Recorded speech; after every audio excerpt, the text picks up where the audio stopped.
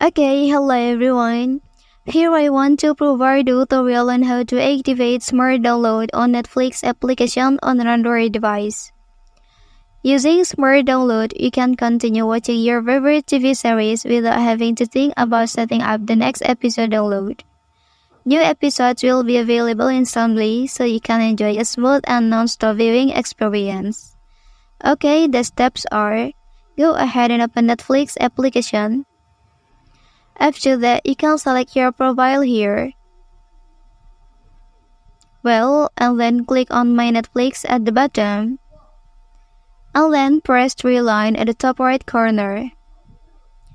Okay, and then select App Settings. And then here you can choose Smart Download. Okay, and then here you can activate it like this.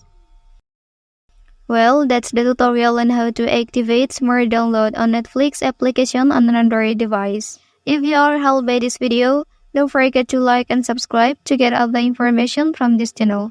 Thank you.